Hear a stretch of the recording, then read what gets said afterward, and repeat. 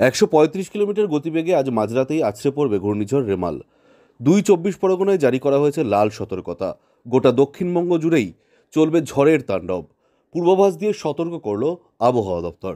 তবে আবহাওয়া দপ্তর সূত্রে পাওয়া এই পূর্বাভাস অনুযায়ী আজ রাজ্যের কোন কোন জেলাগুলিতে চলবে ঝড়ের তাণ্ডব, এই বিষয় নিয়ে কি সতর্কতা জারি করেছে আবহাওয়া দপ্তর জানবেন সম্পূর্ণ বিস্তারিত ভিডিওতে।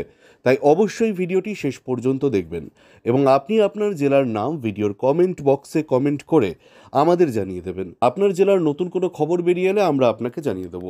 একটা ছোট্ট অনুরোধ আপনার কাছে, ভিডিওটিতে একটি লাইক করবেন এবং আপনি এই চ্যানেলটিতে নতুন হলে চ্যানেলটিকে সাবস্ক্রাইব করে পাশের বেল বাটনটি বাজিয়ে দেবেন পরবর্তী খবরগুলো সবার আগে দেখার জন্য।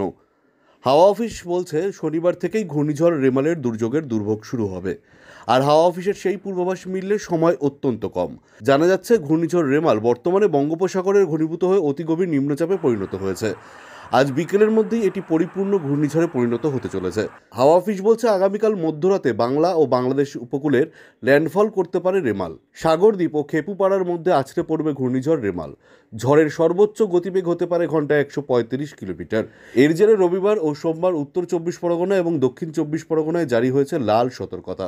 অপরদিকে কলকাতায় 90 কিলোমিটার প্রতি ঘন্টার গতিবেগে বইতে পারে ঝড়। আজ দক্ষিণবঙ্গের সব জেলাতেই হালকা থেকে বিক্ষিপ্তভাবে বৃষ্টির সম্ভাবনা রয়েছে। উপকূলের জেলাগুলিতেও জারি হয়েছে সতর্কতা। 3 জেলায় ভারী বৃষ্টির পূর্বাভাস দেওয়া হয়েছে। এদিকে আজ আবার রয়েছে নির্বাচন, ফলত ভোটে বিঘ্ন ঘটাতে পারে ঝড় বৃষ্টি। এদিকে ঝড়ের মোকাবিলায় প্রস্তুত নবান্ন। শুক্রবার কেন্দ্রীয় ক্যাবিনেট সচিব রাজীব গৌবা পশ্চিমবঙ্গ এবং ওড়িশা প্রশাসনের সঙ্গে বৈঠক করেছেন।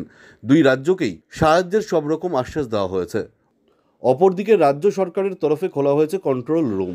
কন্ট্রোল রুমের নাম্বার 1070 এবং 033221435526। পাশাপাশি জেলাগুলিতেও খোলা হয়েছে কন্ট্রোল রুম।